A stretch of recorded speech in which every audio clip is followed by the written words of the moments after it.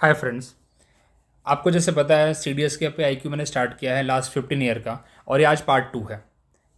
कल मैंने 2007 के क्वेश्चंस किए थे और आज 2008 और 2009 के क्वेश्चंस रहेंगे। और वही क्वेश्चंस मेनली लेता हूँ जो अभी के हिसाब से भी रेलेवेंट है। अब उस टाइम का कोई फैक्ट रहेगा वो आज करने का कोई मतलब होता नहीं है, तो इसलिए मैंने अगर एक दो क्वेश्चन छोड़ भी दिए तो कोई बात नहीं।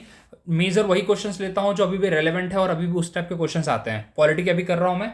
चलिए अभी पहला क्वेश्चन लेते हैं। The union executive consist of president and the council of minister with prime minister as a head. देखिए जब भी हेड वेड की बात हो ना, थोड़ा सा ना एक बार सोचिए जरा, रुकिए वहां पे कि प्राइम मिनिस्टर को हेड बोला है, बाकी काम तो ठीक है, प्रेसिडेंट को बोला है, काउंसिल ऑफ मिनिस्टर बोला है, वैसे तो ठीक है, कोई प्रॉब्लम नहीं है। यूनियन एग्जीक्यूटिव में वैसे तो देखिए 5 लोग आते हैं, आपको बता देता हूँ मैं। यूनियन एग्जीक्यूटिव में आते हैं प्रेसिडेंट साहब आते हैं, दूसरे आते हैं वाइस प्रेसिडेंट आते हैं, तीसरे आते हैं PM plus COM council of minister, और चौथा आता है अटॉर्नी जनरल। अभी क्यों बोल रहा हूँ मैं, क्योंकि यूनियन एग्जीक्यूटिव का जो चैप्टर है ना, आर्टिकल नंबर 52 से लेके आर्टिकल नंबर 78 तक, chapter 5 of the Indian constitution. Okay, इसके अंदर 5 लोगों के बारे में पूरा का पूरा विधिवत दिया हुआ है, डिटेल में दिया हुआ है। आपको कहे तो मैं आर्टिकल भी लिख के दे दूंगा, लेकिन उसका कोई मतलब नहीं है। सेपरेट मेरे आपको चैनल पे मिल जाएगा बाकायदा, 52 से लेकर 78 तक एक एक आर्टिकल को एक्सप्लेन किया हुआ है, आप देख सकते हैं। तो पहला वाला स्टेटमेंट गलत है, वैसे आपको बोल दूँ तो मैं। The president may by writing under his hand address to the vice president resign his office. बिल्कुल, प्रेसिडेंट वाइस प्रेसिडेंट को रिजाइन देते हैं, बिल्कुल सही बात है। Executive power of the union is vested in the prime minister. देखिए third वाला भी गलत है, क्योंकि जितनी भी एग्जीक्यूटिव पावर्स होती हैं आर्टिकल नंबर किस में दी हुई है, आर्टिकल नंबर 53 में दी है, और सेपरेटली आर्टिकल नंबर 74 में भी एक मेंशन है कि जितने भी एग्जीक्यूटिव एक्शंस होते हैं PM और काउंसिल ऑफ मिनिस्टर की हेल्प से एग्जीक्यूट कौन करता है, अपने प्रेसिडेंट साहब करते हैं। तो यहाँ पे only 2 is the right answer. ठीक है, चलिए अगर इसके बारे में पूरा जानना है तो प्लीज़ आप मेरे चैनल को थोड़ा सा सर्च करेंगे, सब मिल जाएगा आपको। इसलिए मैंने इसका एक्सप्लेनेशन यहाँ पे लिखा भी नहीं है, आपको पूरा मैंने समझा दिया। अब ये वाला टॉपिक है ministry of parliamentary affair constitute consultative committees of members of both the house of parliament. बिल्कुल करते हैं। अब इसके ऊपर मैंने अलग से वीडियो कुछ बनाया नहीं है, बना दूंगा मैं। जैसे कि कल मैंने प्रॉमिस किया था आप लोगों को, मैंने सरकारिया कमीशन पे वीडियो लाया, साथ ही साथ मैंने डिलिमिटेशन कमीशन पे लाया। तो जो जो मैं प्रॉमिस कर रहा हूँ बिल्कुल आपके सामने ला रहा हूँ मैं, आप मेरे साथ बने रहिए। अभी इसके ऊपर भी मैं 1-2 दिन में वीडियो लेके आ जाऊंगा, मोस्ट ऑफली कल ही लेके आ जाऊंगा, बोला है तो कल ही लेके आ जाऊंगा मैं। मिनिस्ट्री ऑफ पार्लियामेंट्री अफेयर, बिल्कुल ये है, स्टेटमेंट सही है। The main purpose of this committee is to provide form of foral discussion between the government of the member of the parliament and policy and program। बिल्कुल बहुत generalise statement है, पढ़ के देखिए। इतना जनरलाइज स्टेटमेंट है ना कि मतलब कमेटी का काम क्या होता है यार, सोच के देखो ना, एक पार्लियामेंट्री अफेयर कमेटी का क्या काम होगा, यही काम होगा ना, वेरी जनरलाइज स्टेटमेंट। तो बिल्कुल सही है। तो बोथ 1 और 2 ऐसे स्टेटमेंट पढ़ के खुद समझ में आ जाता है कि हाँ यार देख के ही अच्छा लग रहा है पढ़ के नहीं लग रहा कि अरे यार अच्छा लग रहा है, बिल्कुल पॉजिटिव बातें लिखी हुई हैं। अब CDS वाले बंदे, मैं खुद SSB वाला बंदा, बहुत पॉजिटिव लग रहा है यार, अच्छा ही होगा। ठीक है, अब SSB वाले जो है वो मेरे साथ जुड़, मतलब कनेक्ट कर पाएंगे इस बात को लेके। मैंने खुद 17 SSB दिए, तो क्यों नहीं कनेक्ट कर पाऊंगा आप लोगों के साथ में। ठीक है, तो दोनों स्टेटमेंट सही है। अब इसके बारे में डिटेल प्लीज़ एक बार गो थ्रू कर लीजिएगा। ओके, और ऑल दो दीज कमिटीज आर, जितने भी पार्लियामेंट्री कमिटी आपको मिलेगी, वेदर फाइनेंशियल नेचर या एडमिनिस्ट्रेटिव नेचर, सबका यहाँ पे एडवाइजरी नेचर ही रहता है। कोई बाइंडिंग नेचर यहाँ पे नहीं दे रहा है, किसी का एडवाइस गवर्नमेंट के ऊपर बाइंडिंग नहीं होता है। जब कॉन्स्टिट्यूशनल बॉडीज का एडवाइस बाइंडिंग नहीं होता है तो बात ही छोड़ दिए फिर बाकी तो। ओके, चलिए आगे देखते हैं अगला क्वेश्चन, क्वेश्चन नंबर 3। अब देखिए ये very very important question schedule का है। शेड्यूल का आपके लिए अलग से वीडियो ला दूंगा, बट अभी जितना है उतना आपको डिटेल में समझा दूंगा मैं। देखिए 8th जो शेड्यूल है, वैसे डिस्कशन में कल भी मैंने किया था इसके ऊपर। 9th शेड्यूल, चलो फर्स्ट शेड्यूल से बात करते हैं यार। फर्स्ट शेड्यूल बात करते हैं यहाँ पे आपके जितने भी कुछ एक्ट्स हैं जिसको रखा हो, क्या बोलते हैं, आई थिंक उसके ऊपर validation of certain acts and regulation, बिल्कुल सही है। ओके, डिस्क्वालिफिकेशन का ग्राउंड यहाँ पे 10th शेड्यूल में आएगा, बिल्कुल सही है, A का 2 होगा। 8th शेड्यूल यहाँ पे लैंग्वेजेस से है। 9th शेड्यूल यहाँ पे आई थिंक ये डाउटफुल जा रहा है, मेरी गलती, थोड़ी सी कुछ मिस्टेक कर रहा हूँ मैं। The states, I think type नहीं हुआ है कुछ तो भी, आई थिंक कुछ तो भी ये पूरा वो नहीं हुआ है। सॉरी माय मिस्टेक, गलत गलत गलत। फर्स्ट शेड्यूल स्टेट से है। फर्स्ट शेड्यूल डिफाइन करता है कि स्टेट और बाउंड्रीज के बारे में बात करता है। फर्स्ट शेड्यूल इससे है। 9th शेड्यूल इससे रिलेटेड है, करेक्ट। 9th शेड्यूल में वो सारी चीजें, सॉरी मैं मिस कर गया। फर्स्ट अमेंडमेंट जो हुआ था उसके दौरान 9th शेड्यूल को बनाया गया था, वही मेरे दिमाग में चल रहा था, क्या मिस कर रहा हूं मैं। फर्स्ट अमेंडमेंट के बाद 9th शेड्यूल को ऐड किया गया था, बिकॉज हमारा कॉन्स्टिट्यूशन बना था उस टाइम पे हमारे पास सिर्फ 8 शेड्यूल थे। नाइन्थ शेड्यूल फर्स्ट अमेंडमेंट के बाद ही ऐड कर दिया गया और उसके अंदर वो सारे एक्ट और रेगुलेशन डाले गए जिसको उन्होंने जुडिशियल रिव्यू के ऊपर रखा था, मतलब उसके ऊपर जुडिशियल रिव्यू नहीं होगा। लेकिन 2007 के अंदर सुप्रीम कोर्ट ने बोला कि उसके अंदर भी जो आपने एक्ट्स रखे हुए हैं उसके ऊपर भी जुडिशियल रिव्यू हो सकता है, समझे आप। तो ये मेरे दिमाग में चल रहा था, इस फर्स्ट से कुछ तो भी कनेक्ट कर रहा था मैं। तो बिल्कुल यहाँ पे 9th शेड्यूल में सारी चीजें आएंगी। अब इसको आप मैच कर लीजिएगा, ये सब चीजें मैंने बता दी आपको। ओके, 10th शेड्यूल यहाँ पे जो है, 8th शेड्यूल तो पहले ही था, लैंग्वेज 22 लैंग्वेजेस है हमारे पास, बोडो, डोंगरी, संथाली और मैथिली 93rd अमेंडमेंट के बाद जोड़ी गई थी। ये कल क्वेश्चन में आया था हमारे। ओके, कल हमने डिस्कस किया था।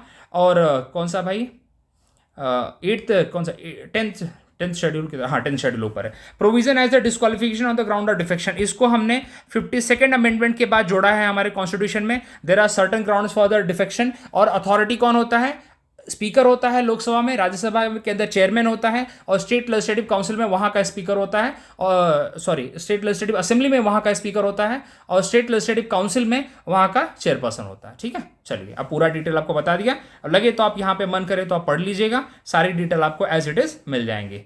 ठीक है, जो पीडीएफ फॉलो करने में पसंद करते हैं ना, हमको पीडीएफ दो, उनके लिए ये सब चीज़ें मैं शेयर कर देता हूँ अपने टेलीग्राम पे, प्लीज़ वहाँ भी जुड़ जाइए, आपको मिल जाएगा। Financial distribution between the union and the state, भाई यूनियन और स्टेट के बीच में खर्चा कैसे डिवाइड किया जाएगा, टैक्स डिवोल्यूशन कैसे होगा, ग्रांट कैसे दिए जाएंगे, ये सब कौन रिकमेंड करता है भाई। प्लानिंग कमीशन तो एग्जीक्यूटिव बॉडी है। इंटर स्टेट काउंसिल आर्टिकल 263 में गठन किया, आर्टिकल 263 के अकॉर्डिंग गठन किया जाता है on the recommendation of the Sarkaria commission, ये तो होगा नहीं। National development council again executive body है, तो फाइनेंस कमीशन होगा। ठीक है, फाइनेंस कमीशन आर्टिकल नंबर 280 इस चीज़ को रिकमेंड करता है। ग्रांट इन एड के बारे में बताता है। इसके अंदर 5 मेंबर होते हैं। एक जो चेयरपर्सन होता है वो क्या होता है, उसको एक्सपीरियंस होता है पब्लिक सर्विस में, वेयर एज जो बाकी के मेंबर्स होते हैं, एक हाई कोर्ट का जज होना चाहिए, एक इकोनॉमिक्स में स्पेशलिस्ट होना चाहिए, एक फाइनेंस की नॉलेज होनी चाहिए, एक को अकाउंट्स की नॉलेज होनी चाहिए, बात खत्म। ठीक है, चलिए प्रेसिडेंट करता है, रिपोर्ट प्रेसिडेंट को देता है, एडवाइजरी नेचर है फाइनेंस कमीशन का। ये कनेक्ट करते रहिए यार, मैं जब भी पढ़ाता हूँ ये सब चीज़ें कनेक्ट करता रहता हूँ। मेरी बातें अगर सुनते भी होंगे तो आपको ये सब चीज़ें ना कान में घुसनी चाहिए, याद होते रहना चाहिए। चलिए, सुना है कि सुनने से बहुत जल्दी याद होता है। ठीक है, चलिए पढ़ लेना यार आप लोग। Okay, it advise on the division of net tax proceed. ठीक है, एक तरह से प्रॉफिट की बात हो रही है, between the centre and the state and among the state themselves. Okay, बाकी तो एक तरह से गो थ्रू कर लो यार। ये article number 263 inter state council, ये भी पढ़ाऊंगा मैं आप लोगों को। सेंटर स्टेट रिलेशन का बहुत इंपॉर्टेंट पार्ट है, और सरकारिया कमीशन के ऊपर तो लिटरली पूछा ही जाता है क्वेश्चन यार, आप डिनाई नहीं कर सकते उसको। आपका यूपीएससी का कोई भी पेपर ले लो, आप उठा लो, एनडीए से बच्चे बताए, एनडीए जो बच्चे देते हैं ना, वहां से लेके यूपीएससी सिविल सर्विस सब के लिए है। विच of the following was the following was the first law minister. देखिए 2008 में ऐसे क्वेश्चन आते थे, तो इनका आंसर है भाई डॉक्टर वी आर अम्बेडकर, आपको पता है। Abdul Kalam Azad ji first education minister थे भैया, पीएम साहब हैं, प्लस फॉरेन मिनिस्टर भी थे, आपको पता है हमारे नेहरू जी। कृष्णाचारी बाद में आई थिंक लॉ मिनिस्टर ही बने थे, लेकिन उस टाइम के गवर्नमेंट में नहीं थे वो, तो डॉक्टर वी आर अम्बेडकर थे। और आपको बता दूं मैं एक और बात, 1952 में on the Hindu code bill, कौन सा bill, Hindu code bill pay इन्होंने रिजाइन कर दिया था। ठीक है, जो हम बोलते हैं ना कलेक्टिव रिस्पॉन्सिबिलिटी की बात करते हैं, तो इनकी नहीं बन पाई थी अपने पार्टी के मेंबर्स के साथ, तो उन्होंने इस पर रिजाइन कर दिया था। ओके, तो ये होता है अगर आप अपने पार्टी के साथ नहीं चल पाते हैं तो। ओके, बाकी आप देख लीजिएगा। Who was the chairman of the second administrative reform commission, Veerappan, किधर के, वीरप्पन मोइली जी। ठीक है, 2005 में सेकंड एडमिनिस्ट्रेटिव रिफॉर्म कमीशन। देखिए 2 एडमिनिस्ट्रेटिव रिफॉर्म कमीशन सेटअप की गई थी। पहली बार सेटअप की गई थी 1966 में अंडर मोरारजी देसाई।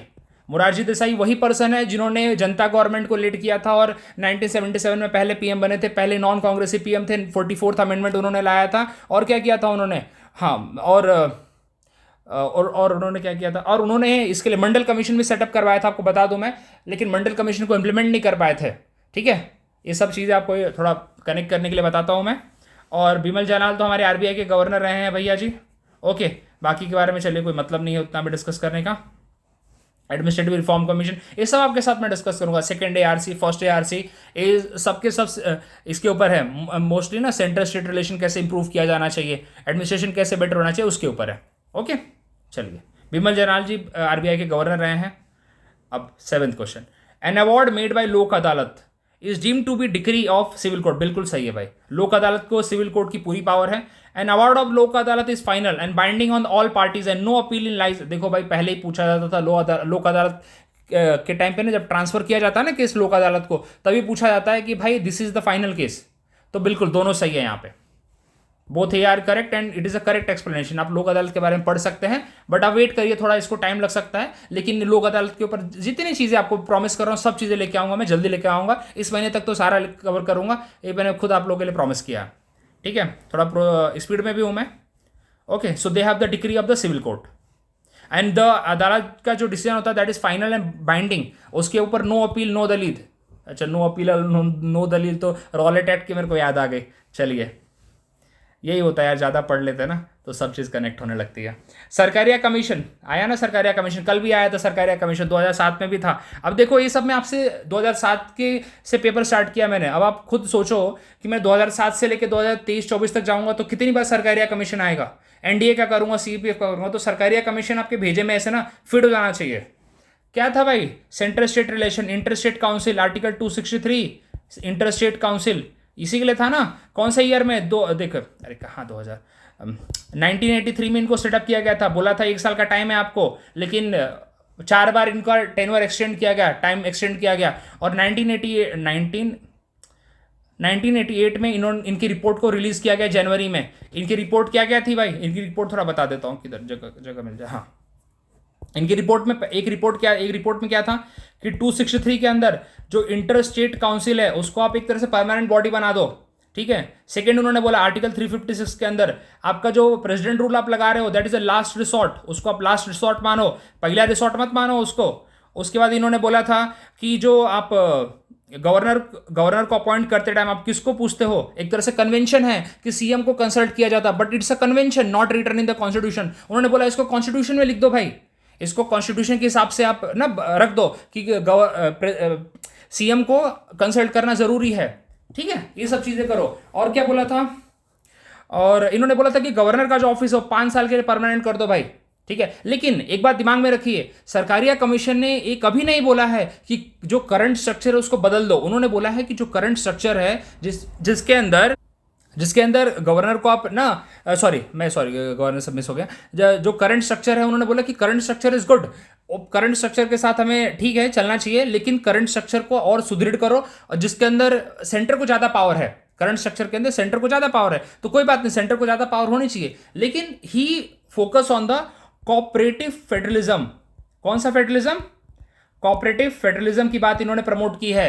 इन्होंने बोला कि ऑथोरिटेरियन नहीं बनना है, हमें सेंटर को एक अथॉरिटी नहीं लेनी है, कॉपरेशन के साथ आगे बढ़ना है। इन्होंने बोला है कि अगर सेंटर के पास ना, अगर सेंटर में ही पूरा का पूरा ब्लड प्रेशर बढ़ जाएगा तो साइड वालों को तो अनीमिया हो जाएगा, माय मिस्टेक, अनीमिया हो जाएगा, अमीनिया बोल रहा हूँ। ओके, तो ये सब चीज़ें इनकी रिकमेंडेशंस थी। आप मेरा डिटेल वाला पढ़ लीजिएगा, अब थोड़ा इसके अंदर मैं फटाफट भाग रहा हूँ, बट चलिए फिर भी मैंने कोशिश की आपको समझाने का। अब फंडामेंटल राइट भाई लोग मैंने अभी, भाई और बहनों अभी तक चालू नहीं किया है, बट ये भी चालू करूंगा। आर्टिकल 26 यहाँ पे क्या बात करता है, पूरा का पूरा कॉन्स्टिट्यूशन की लाइन है, आर्टिकल 26 उठा के रखा है इन्होंने। क्या बोला है, the constitution of India states that the subject of public order, morality, health. यहां तक कि आपको एक बात बताना चाहता हूं, किसी एक पेपर में इन्होंने पूछा कि कौन कौन से चीज के बेसिस पे ना यहाँ पे पब्लिक ऑर्डर है कि मोरालिटी है कि हेल्थ है, ये सब भी पूछा हुआ है, ठीक है। Constitution of India state that subject to public order, morality and health, every religious denomination और any section thereof shall have the right. Okay, तो मतलब ये ध्यान रखना है कि पब्लिक ऑर्डर, मोरालिटी और हेल्थ आप बिल्कुल भी किसी भी तरीके से आप उसको डिस्टर्ब मत करो। जैसे बोलते हैं ना कि रिलीजियस बॉडीज को बोला है कि आप कुछ भी करो लेकिन पब्लिक ऑर्डर को मत खराब करो। मॉरल कोड ऑफ कंडक्ट आपके अच्छे होने चाहिए, और आप ऐसा ना हो कि आपके अंदर ऐसा कुछ खिलाया पिलाया जा रहा है जिससे पर्सन की हेल्थ खराब हो जाए, मरने लग रहा है, ऐसा ये सब चीजें मत करो। तो उन्होंने बोला कि कौन कौन सा सब्जेक्ट यहाँ पे मेंशंस है, एक्सेप्शंस मेंशन है, ये चीजें हैं यहाँ पे। ये भी पूछा हुआ क्वेश्चन है, public health, morality and public order, morality and health, ये 3 चीजों के ऊपर उनको एक्सेप्शन दे रखा है। मतलब अगर इसके ऊपर कुछ कांड करोगे, इसके ऊपर कुछ भी करोगे अगर, तो भाई आपके ऊपर एक्शंस ले सकती है गवर्नमेंट।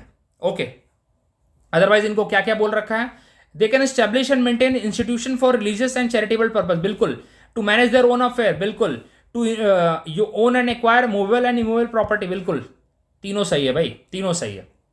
तो यहाँ पे 1, 2 एंड 3 ऑल आर करेक्ट, ठीक है। बट इसको पढ़ाऊंगा मैं, आराम से पढ़ाऊंगा, चिंता मत करिए, ये सब कवर करूंगा मैं। अब ये देखिए यही सब चीज़ें यहाँ पे हैं, प्लीज़ इसको रीड करिएगा, आपको मैं शेयर करूँगा। और मेरा टेलीग्राम चैनल मेरे आप लिंक में से मिल जाएगा, बायो में से मिल जाएगा, आप उसमें देखिए और ज्वाइन करिए यार, ठीक है। देखिए ये तो यार सच बताऊँ आज ही पढ़ाया था मैंने। कल मैंने 2007 का पेपर देखा जिसके अंदर 3 कमिटीज़ ऑप्शन में थी, और उसके बारे में मैंने आज पढ़ाया आपको, मतलब डाल रखा अपने चैनल पे, और आज सेम काइंड का क्वेश्चन वापस करा रहा हूँ मैं। Member of Rajya Sabha is not associated with a committee on public undertaking, public account and public undertaking. भाई गलत है। देखिए 3 कमिटी के नाम बता रहा हूँ, 3 फाइनेंशियल कमिटी है। कितने कमिटी है? 3 कमिटी। पहला अभी बता देता हूं मैं, ऑप्शन खुद आप समझ जाएंगे। पहली कमिटी है पब्लिक अकाउंट कमिटी, और पब्लिक अकाउंट वही कमिटी है भाई जो किसके रिपोर्ट को ये करती है, स्क्रूटनाइज करती है, कैग के रिपोर्ट को, पब्लिक अकाउंट हो गई। दूसरी है public undertaking, committee on public undertaking. और तीसरी है एस्टीमेट कमेटी। कौन सी कमेटी? Estimate committee. देखिए यहाँ पे 15+7 का इक्वेशन है, यहाँ पे भी 15+7 का इक्वेशन है, यहाँ पे टोटल 30 मेंबर है। और estimate committee is the largest committee of the parliament के अंदर की। पब्लिक अकाउंट के अंदर 15+7 मतलब 15 लोकसभा से 7 राज्यसभा से। पब्लिक अंडरटेकिंग में 15+7 अगेन 15 लोकसभा 7 राज्यसभा। और एस्टीमेट कमेटी के अंदर 30 लोग, 30 के 30 सारे लोकसभा से होते हैं। ये भी क्वेश्चन पूछा गया है कि कौन सी ऐसी कमेटी जिसके अंदर सारे मेंबर लोकसभा के होते हैं, तो एस्टीमेट कमेटी है भाई, ठीक है। तो यहां पे आप खुद पढ़िए, एस्टीमेट कमेटी के अंदर क्या बोला है, drawn from both the Lok Sabha and Rajya Sabha. भाई सारे के सारे लोकसभा से होते हैं, तो सेकंड वाला तो गलत हो गया। अब पहला वाला तो वैसे ही गलत है, बिकॉज राज्यसभा के मेंबर्स दोनों में होते हैं, पब्लिक अकाउंट में भी और पब्लिक अंडरटेकिंग में भी। यहाँ के लिए कंडीशन बताता हूं मैं, एक कमिटीज में जो मेंबर्स अपॉइंट किए जाते हैं वो स्पीकर द्वारा किए जाते हैं। 1 साल का टाइम पीरियड होता है। इनके चेयरमैन को कौन वो करता है, अपॉइंट करता है, स्पीकर करता है। और पब्लिक अकाउंट कमेटी के अंदर जो चेयरमैन होता है, ऐसा कन्वेंशन है, अगेन बार बार इस सब चीज़ों को हाईलाइट करता हूं मैं, ऐसा कन्वेंशन है कि 1967 से जो इसका चेयरमैन है वो अपोजिशन पार्टी का होता है, ठीक है। ये चीज़ है यहाँ पे। चलिए, तो इसका आंसर नाइदर 1 और 2 है। अब इसको जरा प्लीज़ रीड करिएगा, काफ़ी चीज़ें समझा दी है मैंने, या फिर मेरा एक सेपरेट वीडियो देख लेंगे तो भी काम हो जाएगा, आपको बिल्कुल चिंता करने का विषय नहीं है। आप लगे तो यार थोड़ा और एफर्ट करके लक्ष्मीकांत पढ़ लीजिएगा, बिल्कुल कोई प्रॉब्लम नहीं है, थोड़ा मेहनत करिए। Which part of the constitution deal with the citizenship? Part 2। Part 1 में क्या आता है? Union and territory. जो शेड्यूल 1 में आता है ना, शेड्यूल 1 में आर्टिकल आते हैं, आर्टिकल 1 से लेकर आर्टिकल 4, यही पार्ट 1 में भी आते हैं। पार्ट 2 में आता है आर्टिकल 5 से लेकर आर्टिकल 11। पार्ट 3 में आता है आर्टिकल 12 से लेकर आर्टिकल 35 फंडामेंटल राइट। और पार्ट 4 में आता है डीपीएसपी, कहाँ से कहाँ तक? 36 से लेके 51 तक। पार्ट 4A में क्या आता है? फंडामेंटल ड्यूटीज, जिसके अंदर आता है 51A। पार्ट 5 में क्या आता है? यूनियन एग्जीक्यूटिव, स्टार्टिंग में बताया था ना, आर्टिकल नंबर 52 से लेके 78। उसके बाद आता है पार्लियामेंट वाला पार्ट, लेजिस्लेचर वाला पार्ट। इतना बता दिया। चलिए, तो इसका आंसर हो गया। अब एक्सप्लेनेशन देखो यार, पढ़ने का मेरा मन नहीं करता है, बोरिंग काम लगता है, इसलिए सब चीज़ें आपको मैं समझाना प्रेफर करता हूँ। अब पढ़ के बताऊंगा ना तो आपको मज़ा भी नहीं आएगा, बोर हो जाओगे आप लोग। और वैसे भी मेरे व्यूज़ थोड़ा कम चल रहे हैं, आप थोड़ा व्यूज़ बढ़ाइए। अच्छा, ज़्यादा ही सेल्फिश हो गया मैं। Balwant Rai Mehta committee recommended which of the following panchayati raj structure? देखिए, बलवंत राय मेहता कमेटी 1959, ठीक है, 60 में उन्होंने रिपोर्ट दी थी, if I am not wrong. और इन्होंने बोला था 3 टीयर चाहिए। कितने टीयर चाहिए? 3 टीयर। आपको बता दो, ये सेम क्वेश्चन ना, इसी टाइप का क्वेश्चन, सिमिलर क्वेश्चन बीपीएससी में पूछा गया था, 70th बीपीएससी में पूछा गया था। अभी आप पेपर देख सकते हैं, उसका भी है मेरे पास। अरे यार, बहुत चिंदी लेवल का क्वेश्चन है ये, ठीक है। क्या बोलो पे, gram panchayat the village level, panchayat samiti the block level. Only नहीं भैया, 3 टीयर चाहिए। देखो 3 टीयर कहाँ है? अरे बाबा, पंचायत समिति ब्लॉक लेवल एंड जिला परिषद द डिस्ट्रिक्ट लेवल, ठीक है। ग्राम पंचायत द विलेज, हाँ ऐसा बोलो ना, पूरा स्पेसिफाई करो। सेकंड वाला भी गलत है। Gram panchayat at the village level, बिल्कुल। पंचायत समिति एट द ब्लॉक लेवल, बिल्कुल सही। जिला परिषद द डिस्ट्रिक्ट लेवल, तीसरा सही है भैया, तीसरा सही है। 3 चाहिए, ठीक है। ग्राम पंचायत, और इसके बाद एक और है अशोक मेहता, उन्होंने 2 लेवल बताए थे, वो भी करेंगे हम लोग। चलिए, ये चीज़ है यार, ओके। 3 टीयर सिस्टम, पंचायत राज विलेज लेवल पे, पंचायत समिति ब्लॉक लेवल पे, जिला परिषद, ठीक है। राजस्थान में पहली बार सेटअप किया गया था 1959 में। आपको पता ही है, पहला स्टेट था राजस्थान, दूसरा आंध्र प्रदेश है, तीसरा महाराष्ट्र है। आजकल तो तीसरा, हाँ महाराष्ट्र ही है, तमिलनाडु नहीं, महाराष्ट्र। क्या होता है कि आजकल ना इतने ये लोग खतरनाक क्वेश्चन देते हैं, क्वेश्चन का टाइप वही है। बोलेंगे तीसरा कौन सा स्टेट था जहाँ पे पंचायती राज इंप्लीमेंट किया गया, बताइए। अभी लोग 2 तक याद करते हैं, तुम तीसरा भी पूछ रहे हो, ठीक है। चलो, बट हो गया ना, मेरा काम था ये बताना आप लोगों को। Who among the following was a finance minister of India in the interim government? अरे अपने लियाकत अली खान, लियाकत भाऊ। कैसे बताता हूँ, देखिए एक चले गए थे जिन्ना साहब के साथ, ये चले गए थे जिन्ना साहब के साथ और वहाँ पे बन गए पीएम। इनकी नसीब खराब, 1951 में इनको टपका दिया गया। ठीक है, इन्होंने बोला था कि पाकिस्तान और बांग्लादेश का सिर्फ एक ही लैंग्वेज होगा। कौन सा होगा लैंग्वेज? इन्होंने प्रपोज किया था, वो होगा उर्दू। बांग्ला वालों ने बिल्कुल यहाँ पे इनकी अपोजिशन में खड़े हो गए थे। जिन्ना साहब भी थे तो जिन्ना साहब तो 48 में मर गए थे। इन्होंने सोचा था सरकार चला पाएंगे, लेकिन पाकिस्तान में सरकार किसी की बनी नहीं। ठीक है, तो ये इनको टपका दिया था 1951 में। बाय द वे आपको बताना चाहता हूँ, पाकिस्तान चले गए थे। He was the first Pakistani prime minister. अच्छा, ये बता दूँ आपको मैं। और गवर्नर कौन था? गवर्नर जनरल कौन बना वहाँ का? मतलब पाकिस्तान वाले इतने नालायक हैं, उन लोगों ने, हमने तो गवर्नर जनरल का नाम हटा के कम से कम उसको प्रेसिडेंट तो कर दिया था। मतलब गवर्नर जनरल की पोस्ट हटा दी हमने, लेकिन वहाँ पे तो वही पूरा सिस्टम कंटिन्यू रहा। वहाँ पे तो 1935 एक्ट का जो सिस्टम था ना, वो 1956 तक चलाया उन्होंने यार। 1956 तक चला था उनका सिस्टम वो।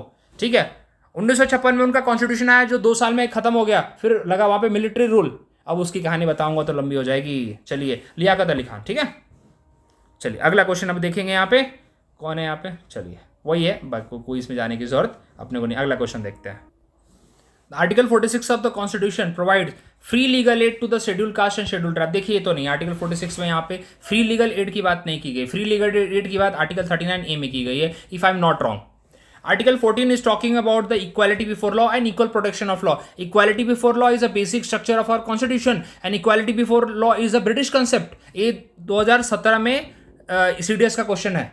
इक्वालिटी बिफोर लॉ किसका, कौन सा कंसेप्ट है, कहाँ से लिया हुआ है? ब्रिटेन का कंसेप्ट है भाई। ठीक है, और इक्वालिटी और equal protection of law America का कंसेप्ट है। ठीक है, चलिए। अच्छा, ओनली 2, हाँ मतलब आंसर टिक करना गलत हो गया।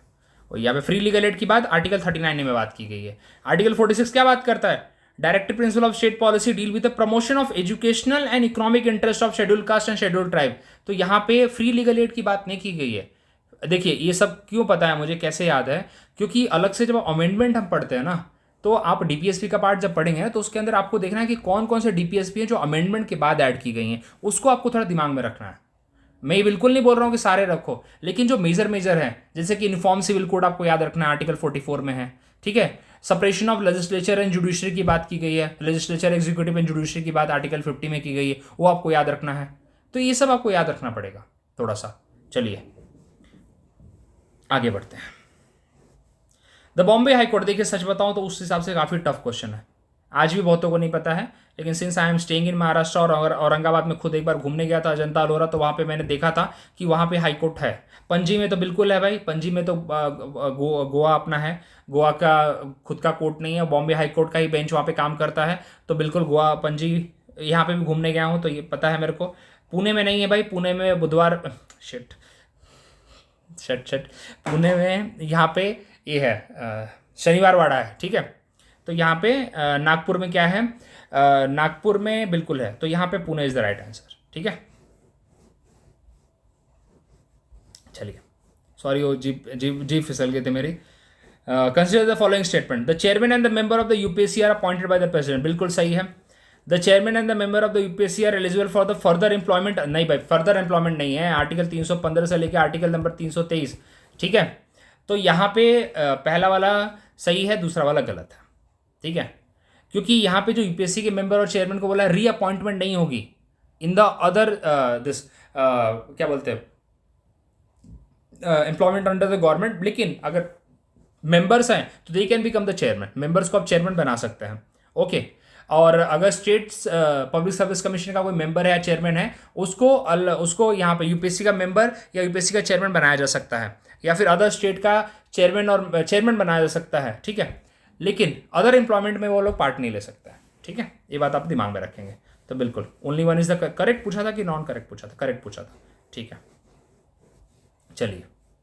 Not eligible for further employment under central or state government. Member of the UPSC, however, are eligible for appointment as a chairman of the UPSC or the State Public Service Commission, but not for the other government employment. ठीक है, again इसके बारे में आपको detail video चाहिए, मैं थोड़ा selfish तो बन ही जाऊंगा यहाँ पे पढ़ा रहा हूँ, तो मेरे चैनल पे देख लेना यार। यूपीएससी कॉन्स्टिट्यूशनल बॉडी का पूरा सेट बना रखा है मैंने, वहाँ पे सारी कॉन्स्टिट्यूशनल बॉडी आपको मिल जाएगी। अब तो कॉन्स्टिट्यूशनल बॉडी के ऊपर मैंने पीआईक्यू भी बना रखा है, वो भी देख लेना।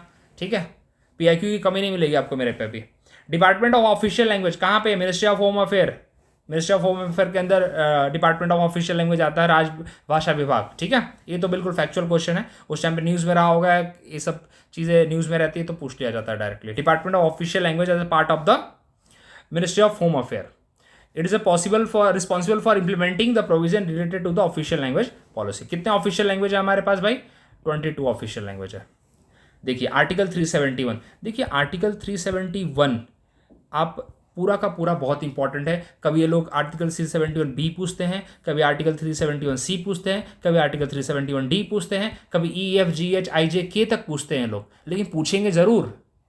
कभी पूछेंगे आसाम में क्या प्रोविज़न है, कभी पूछेंगे नागालैंड का क्या प्रोविज़न है। वैसे इसका आंसर नागालैंड ही है, वैसे क्यों मैं परेशान हो रहा हूँ, इसका आंसर नागालैंड है। उन्होंने 2019 में पूछा था आर्टिकल 371 बी में क्या आता है भैया बताओ, ये पूछते हैं लोग। तो इसका जो है ना, इसका आपको कराऊंगा आर्टिकल 371, आपको हर बार आर्टिकल 371 से रिलेटेड क्वेश्चन मिलेंगे।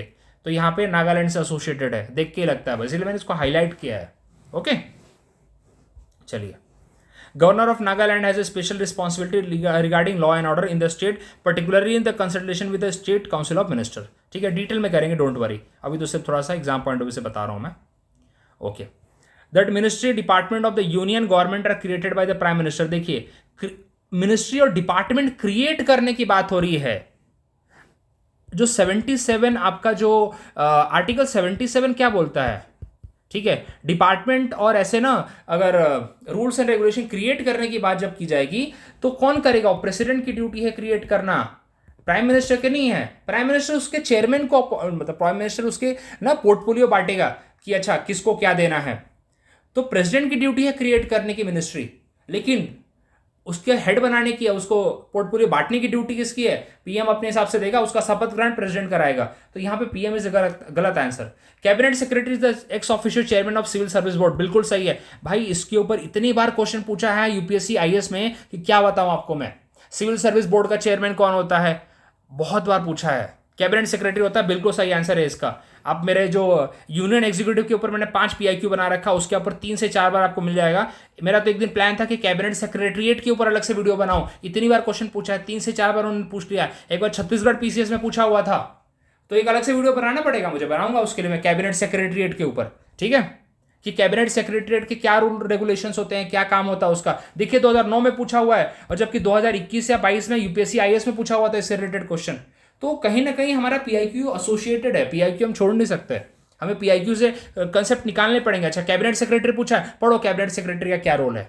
यही तो होता है अलग से एफर्ट मारना, जो बाकी बच्चे कभी कभी नहीं करते हैं, बोलते हैं पेपर क्यों नहीं क्लियर हो रहा है। इसलिए नहीं हो रहा है क्योंकि आपको अलग से एफर्ट मारने की आदत नहीं है। आपको लगता है कि बस जितना आप पढ़ रहे हैं उतना बहुत है। नहीं नहीं, उतना इनफ नहीं है भाई, एक्स्ट्रा करना पड़ता है। चलिए देखिए, वीरप्पा मोली, अभी नाम सुना था थोड़ी देर पहले, 2008 में आया था वीरप्पा मोली से रिलेटेड क्वेश्चन। कौन है वीरप्पा मोली? सेकंड एडमिनिस्ट्रेटिव रिफॉर्म कमीशन के हीरो, मतलब हेड, करेक्ट।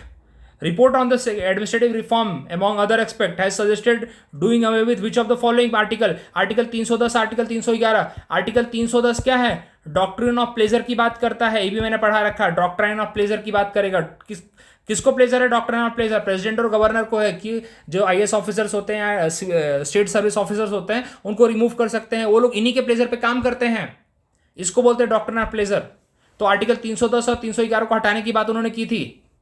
चलिए, और pleasure of the governor, okay, इसको पढ़ाऊंगा आराम से। आर्टिकल 311 क्या बात करता है? Provide protection of civil servant against arbitrary dismissal, removal और reduction in the rank without any inquiry. देखिए विदाउट एनी इंक्वायरी है यहाँ पे, समझ रहे हैं आप? यहाँ पे कितना खतरनाक टर्म है वो, बिना इंक्वायरी के उसकी भाई सब कुछ किया जा सकता है। तो उन्होंने बोला इसको हटाओ यार तुम। एक तरह से क्या है, आपने एडमिनिस्ट्रेटिव सर्विसेज के जो ऑफिसर्स हैं उसके ऊपर एक तरह से घंटा टकरा ना, गले पे लटका हुआ है कि कुछ गलत ना हो जाए, कुछ गलत ना हो जाए। कहां से उनको फ्रीडम है? तो आर्टिकल 310 और आर्टिकल 300 हटाओ यहाँ पे 11, क्योंकि आपने IAS ऑफिसर, आपके एडमिनिस्ट्रेटिव ऑफिसर्स को आपने बिल्कुल एक वो नहीं दिया, सिक्योरिटी नहीं दी आपने, ठीक है। चलिए आगे। With reference to the constitution of India, which of the following pair is not correctly match? Stock exchange, अभी मालूम है एक CAPF में क्वेश्चन पूछा था इससे रिलेटेड कि स्टॉक एक्सचेंज कौन से इसमें आता है। भाई स्टॉक एक्सचेंज अपने नेशनल लिस्ट या यूनियन लिस्ट में आता है, ठीक है। खुद देख के लग रहा है आपको, मेरे हिसाब से आपको समझ जाना चाहिए कि स्टॉक एक्सचेंज की बात हो रही भैया, ठीक है। कहाँ पे आएगा? ये आएगा यूनियन लिस्ट, तो पहला वाला ही गलत है। ओके, इंश्योरेंस यूनियन लिस्ट का पार्ट है। मैरिज और डाइवोर्स आपको पता है कॉन्करेंट में आएगा, फॉरेस्ट भी कॉन्करेंट में आएगा। तो स्टॉक एक्सचेंज है, देखिए बहुत बहुत सिंपल दिया था, ऑप्शंस बहुत सिंपल हैं इसके, ठीक है, समझ आता है, इसको पढ़ते ही समझ में आ जाता है, ठीक है। चलिए अगला देखते हैं, ये पढ़ लेना आप लोग एक बार, ठीक है। फॉरेस्ट को तो उन्होंने 42nd अमेंडमेंट, यहां तक कि 42nd अमेंडमेंट के अंदर ऐसे 6 चीजें थी जो उन्होंने कॉन्करेंट लिस्ट के अंदर डाली थी, ये भी अपने को अलग से डिस्कस करना पड़ेगा, ठीक है। चलिए आगे देखते हैं, question number 21, which of the following is not recommendation of the Ashok Mehta committee. आपको क्या बोला था, अशोक मेहता कमेटी ने 2 रिकमेंडेशन दिए थे, मतलब 2 टीयर की गवर्नमेंट, 2 टीयर उन्होंने बनाने के लिए बोला था, ठीक है। 3 टीयर की बात उन्होंने नहीं की है। Reservation of seat of schedule caste and schedule tribe, इसकी भी बात नहीं की है उन्होंने, ठीक है। अच्छा नॉट पूछा है ना यार, वही तो बात, देखिए बोलने की बात इन्होंने, सॉरी हटाइए, सॉरी माय मिस्टेक, इन्होंने 3 टीयर की बात की है। ओके, तो बिल्कुल सॉरी 3 टीयर की बात नहीं की, पहला वाला वही गलत है, नॉट ही तो पूछा था, ठीक है। चलिए 2 टीयर सिस्टम की उन्होंने बात की है, जिला परिषद एट द एंड मंडल पंचायत, जिसके अंदर ग्रुप ऑफ विलेजेस रहेंगे, और तीसरे टीयर की उन्होंने कोई बात नहीं की है। Okay, open participation of political party in Panchayati Raj affair, ठीक है। Reservation of seat for the schedule caste, ये भी सही है, ठीक है, my mistake. Okay, and granting the compulsory power of taxation to Panchayati Raj institution, ये 3 चीजों ने बात की है। बलवंत राय मेहता ने बोला था 3 टीयर के बारे में, आपको पता है बलवंत राय मेहता कमेटी 1957 में, इसके बाद 1959 में राजस्थान में क्या हुआ था, पंचायती राज सेटअप किया गया था, Rajasthan become the first state, ठीक है। आई थिंक नागौर जिला है मेरे हिसाब से, बता दो तो मैं। Consider the following vice president of India, यार इस टाइप के क्वेश्चन तो आजकल नहीं है तो बेहतर है, सच बताऊं बहुत डिफिकल्ट हो जाते हैं बताना इनके बारे में कि इनका सीक्वेंस क्या है। मेरा एक ही सजेशन आपसे रहेगा कि एक वाइस प्रेसिडेंट का ऐसा ना चिट्ठा खोल लीजिए, ओके, और उसके बाद आप करिए कि भाई कौन सा पहले है कौन सा बाद में है।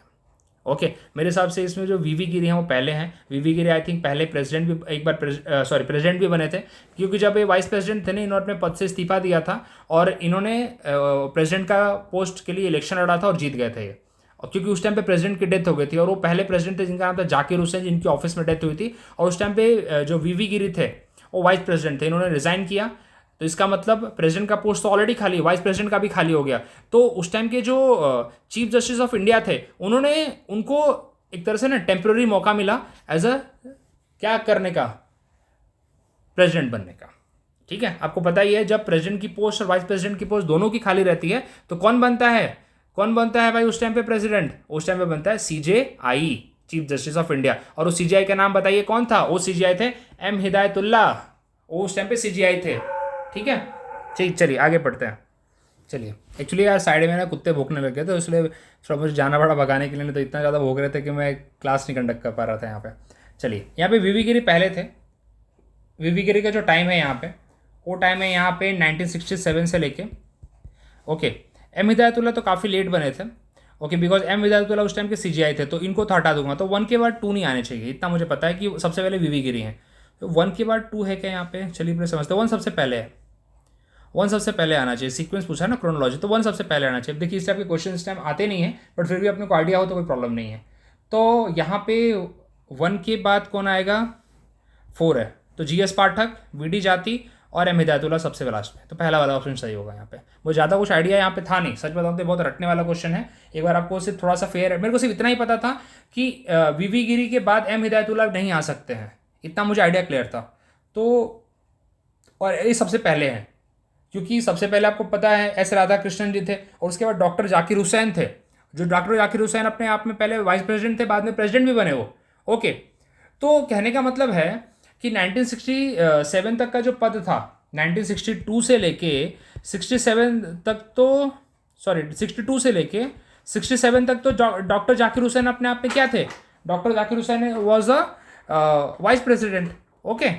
तो कहाँ से फिर, और उसके बाद 67 से लेके 69 तक वो प्रेसिडेंट रहे थे, उसके बाद उनकी डेथ हो गई थी, और उसी टाइम पे वीवी गिरी वाइस प्रेसिडेंट थे, तो इसका मतलब 67 से लेकर 69 तक कौन था, तो इसलिए यहाँ पे वीवी गिरी सबसे पहले रहेंगे। उसके बाद यहाँ पे आएंगे GS पाठक, फिर आएंगे BD जाति, और फिर आएंगे यहाँ पे M हिदायतुल्ला, वैसे सीक्वेंस वाइज ये पूरा, ठीक है। चलिए ये यहाँ पे वीवी गिरी सबसे पहले हैं, GS पाठक उसके बाद हैं, और BD जाति उसके बाद है, M हिदायतुल्ला उसके बाद है लास्ट में। तो एक तरह से, और आपको पता है कि हमारे जो वाइस प्रेसिडेंट होते हैं they are the ex officio chairman of the Rajya Sabha. चलिए आगे बढ़ते हैं, इसमें ज़्यादा कुछ था समझाने के लिए नहीं।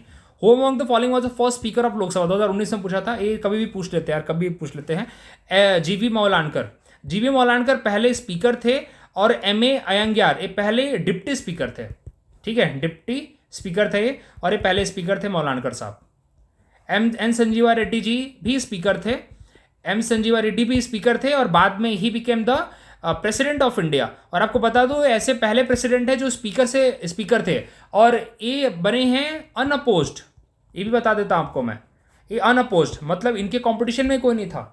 ओके, ये बात भी आपको आइडिया होना चाहिए कि इनके अपोजिशन में कोई खड़ा नहीं था, तो ही बिकेम अनअपोज्ड, इसलिए इनके ऊपर क्वेश्चन पूछा भी गया हुआ है कि कौन से ऐसे प्रेसिडेंट है जो कि अनअपोज्ड बने हैं, तो he was the Neelam Sanjiva Reddy, और वो पहले स्पीकर थे। ये बात भी आपके लिए क्लियर कर देता हूं मैं, तो ये सब चीज़ आपको थोड़ा आइडिया रहेगा। इसलिए थोड़ा कभी कभी ना अब मन ना कर रहे हो ना पढ़ाई करने का, तो प्रेसिडेंट और डिप्टी प्रेसिडेंट का ना एक सीक्वेंस बना लो, एक बार उनकी थोड़ी डिटेलिंग देख लो, उनका पॉलिटिकल करियर देख लो एक बार, क्योंकि आजकल भरोसा नहीं यार, इसके ऊपर भी क्वेश्चन पूछ लेते हैं लोग, ठीक है। ऑल्दो ये पुराना कंसेप्ट है इस तरह के क्वेश्चन का, लेकिन भी नेवर नो, ये 2018, 19, 20 तक पूछे गए हैं ऐसे क्वेश्चन। चलिए ओके, देखिए N Sanjiva Reddy was the 6th speaker of the Lok Sabha and later become the president of India. अगला क्वेश्चन देखते हैं यहाँ पे, match the following provision of the constitution of India with their source. Amendment हमने लिया है साउथ अफ्रीका से, आपको बता देता हूं मैं, इफ आई एम नहीं अमेंडमेंट, हाँ इमरजेंसी पावर हमने लिया है जर्मनी से, ठीक है। डायरेक्टिव प्रिंसिपल हमने आयरिश से लिया है, और यूनियन स्टेट रिलेशन हमने कनाडा से लिया। हमारे पास कैनेडियन मॉडल है यूनियन स्टेट रिलेशन का, जिसमें ऐसा है कि जो शिफ्ट है वो यूनियन की तरफ ज़्यादा है, मतलब यहाँ पे स्ट्रॉन्ग यूनियन हमने बना रखा है, तो ये है यहाँ पे। अब इसको आप मैच करिएगा, ये मैंने बता दिया, और सोर्स के लिए अलग से आपको वीडियो भी लाऊंगा मैं, तो टेंशन मत लीजिए, ठीक है। चलिए आगे बढ़ते हैं, ये यहाँ पे दिया है, पढ़ लीजिएगा उसको। देखिए यहाँ पे क्या लिखा है, amendment of the constitution inspired by the German constitution which allow for the flexible amendment process. बिल्कुल हमारे पास फ्लेक्सिबल भी है, रिजिड प्रोसेस भी है। सो आर्टिकल 368 में हमारे पास मेंशन है अमेंडमेंट का प्रोसेस, जिसके अंदर दो टाइप के अमेंडमेंट होते हैं, जो इसमें मेंशन है। वैसे तो पूरा टोटल 3 टाइप का अमेंडमेंट है, लेकिन यहाँ पे 2 टाइप का अमेंडमेंट मेंशन है, ठीक है, आर्टिकल 368 में। एक होता है स्पेशल मेजोरिटी से, एक होता है special majority plus the ratification from the half of the state, वो है यहाँ पे। अगला question, consider the following statement. Attorney general, देखिए मेरा फेवरेट टॉपिक है अटॉर्नी जनरल, तो लिटरली मतलब मैं नींद में पूछे कोई उठा के अटॉर्नी जनरल के बारे में तो बता दो। अपॉइंटेड बाय द प्रेसिडेंट, बिल्कुल आर्टिकल 76 में बता देता हूं आपको मैं, he must have, so of course ये बात है, ये जो है यहाँ पे, he must have the same qualification as required as a जज ऑफ द हाई कोर्ट। देखिए यहाँ पे जज ऑफ द हाई कोर्ट की रिक्वायरमेंट इनको नहीं चाहिए होती, यहाँ पे सुप्रीम कोर्ट के जज की इनको रिक्वायरमेंट चाहिए होती है। In the performance of his duty he shell have the right of audience in all the court, बिल्कुल ये बिल्कुल कर सकते हैं। तो फर्स्ट और थर्ड यहाँ पे राइट आंसर है यहाँ पे, ठीक है। तो यहाँ का आंसर 1 and 3 रहेगा। कौन सा ऑप्शन है भाई यहाँ पे 1 and 3? B is the right answer, ठीक है। और इसके बारे में थोड़ी डिटेल बता देता हूँ मैं। देखिए इनके लिए जो सुप्रीम कोर्ट के जज की क्वालिफिकेशन चाहिए होती है, और इनको अपॉइंट प्रेसिडेंट करते हैं, पूरी तरीके से प्रेसिडेंट के प्लेजर पे काम करते हैं। मतलब प्रेसिडेंट जब चाहे इनको रिमूव कर सकता है, और आपको पता है प्रेसिडेंट का प्लेजर मतलब गवर्नमेंट का प्लेजर, ऐसा माना जाता है। अभी तक मैं कंफर्म मतलब कॉन्स्टिट्यूशन में नहीं लिखा है कहीं भी। एग्जाम में क्वेश्चन जब देते हैं तो सबको लगता है कि कॉन्स्टिट्यूशन में लिखा होगा, नहीं। देखिए ऐसा माना जाता है कि जब गवर्नमेंट बदलती है तो अटॉर्नी जनरल भी रिजाइन दे देता है, क्योंकि उसको उसी गवर्नमेंट ने अपॉइंट किया होता है। लेकिन ऐसा बिल्कुल जरूरी नहीं कि उसे रिजाइन देना ही है, कहीं नहीं लिखा है। सिर्फ इतना लिखा है कि work on the pleasure of the president, और कुछ नहीं लिखा है भाई, इतना आपको दिमाग में रखना है। इसके बारे में सेपरेटली, इसके बारे में तो जब भी आता है मैं पूरा डिटेल बता देता हूँ, बट अभी के लिए इतना ही। चलिए देखिए आर्टिकल 76 है, क्वालिफिकेशन सुप्रीम कोर्ट के जज के बराबर है। सुप्रीम कोर्ट के जज के बराबर अगर आपको चाहिए तो 5 साल आपको हाई कोर्ट का जज होना चाहिए, 10 साल आपको हाई कोर्ट का एडवोकेट होना चाहिए, या फिर एक एमिनेंट जूरिस्ट होना चाहिए, डिस्टिंग्विश जूरिस्ट होना चाहिए आपको in the opinion of the president. चलिए आगे बढ़ते हैं। Right to audience in all court of the India, okay, he can appear in the high court, supreme court और any of the court of India.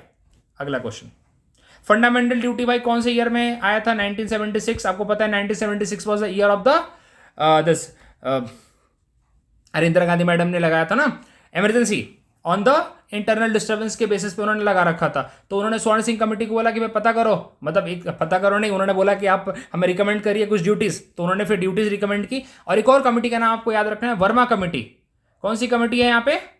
Verma committee, आप दिमाग में रखिए। Verma committee है यहाँ पे 1998 में जिन्होंने ये बताया, जिन्होंने ये ऑब्जर्व किया कि फाइनेंशियल जो ड्यूटीज़ हैं, दे आर फाइनेंशियल ड्यूटीज़ जो हैं, आप लीगली आपने कैसे कैसे कौन कौन से अपने फंडामेंटल ड्यूटीज़ को आपने लीगली बाइंडिंग करा रखा है। पार्लियामेंट ने अलग अलग लॉज बना रखे हैं कौन कौन से ड्यूटीज़ को बाइंड कराने के लिए, कौन कौन सी ड्यूटीज़ को इन्फोर्सिबल बना रखा है। अदरवाइज कॉन्स्टिट्यूशन की तरफ से they are not legally, they are not constitutionally binding, they are not enforceable. लेकिन पार्लियामेंट उसके ऊपर लॉ बना सकती है। जैसे कि आपको अगर नेशनल ऑनर और फ्लैग को रिस्पेक्ट करनी है, तो अगर आप रिस्पेक्ट नहीं करेंगे तो उसके लिए लॉ बनाया जा सकता है, और सॉरी बनाया हुआ है, समझे आप। और फंडामेंटल ड्यूटी का फॉरेनर्स के लिए भी है। नहीं, फंडामेंटल ड्यूटीज फॉरेनर्स के लिए नहीं है, fundamental duties only and only for the citizen of India. जैसे कि आपको देखने को मिलता है ना कि फंडामेंटल ड्यूटीज होती हैं, लेकिन फंडामेंटल राइट्स होता है, जैसे कि इंडियंस के लिए भी और फॉरेनर्स के लिए भी। लेकिन ये वाला fundamental duties only for the Indians, only and only for the citizen of India. चलिए, पार्ट 4A में आता है, 51A आप तो पता ही है। हाँ, स्टार्टिंग में 10 फंडामेंटल ड्यूटी थी, लेकिन 11th फंडामेंटल ड्यूटी हमने 86 अमेंडमेंट के बाद जोड़ी, राइट टू एजुकेशन, आपको पता होगा। और राइट टू एजुकेशन हमने आर्टिकल 21A में भी जोड़ रखा है। अगला question, which of the following is the largest committee. अरे भाई देखिए, 2009 सेकेंड टर्म में पूछा हुआ है, ठीक है, सेकेंड टर्म है। एस्टिमेट कमेटी 30 मेंबर होते हैं, लोकसभा के सारे होते हैं, आया था ना थोड़ी देर पहले ही। ये रिपीटेशन है PIQ का। देखिए 30 member, all from the exclusively from the Lok Sabha. और ऑफकोर्स इसका चेयरमैन भी कहां से होगा, फिर इसका चेयरमैन भी फिर लोकसभा से होगा, और mainly from the ruling party. Public account committee 22 member.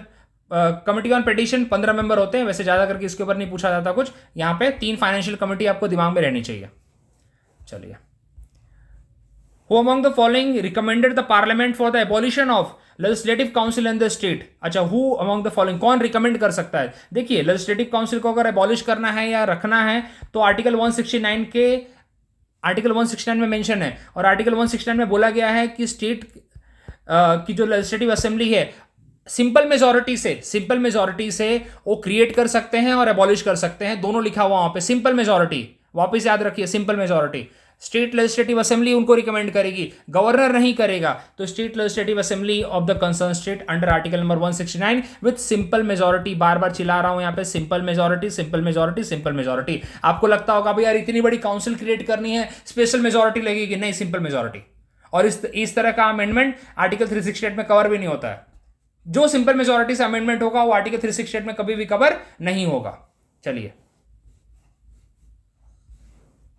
अच्छा इतना ही थे। चलिए, तो होपफुली आपको पसंद आया होगा। बीच में एक दो बार यार कहीं से इधर उधर से आवाज़ अगर आई होगी तो माफ़ करिएगा। रात का समय, कुत्ते उत्ते भौंक लेते, इधर से आवाज़ आती है। और मेरे पीछे ट्रेन चलती है यार, स्टेशन है मेरे पीछे, तो कभी कभी ट्रेन की आवाज़ आती है। अगर आती होगी तो माफ़ करिएगा। ओके, मैं कोशिश करता हूँ कि ना आए, उस टाइम पे पॉज लेके। So thank you very much. ऐसे ही बने रहिए मेरे साथ, और ऐसे ही वीडियोस आते रहेंगे इसके ऊपर, मेरे PIQs के ऊपर। और इसमें कुछ और आप सजेशन देना चाहेंगे, कुछ मिस्टेक हुआ हो तो प्लीज़ बताइए। Thank you very much. मिलते हैं अगले वीडियो में।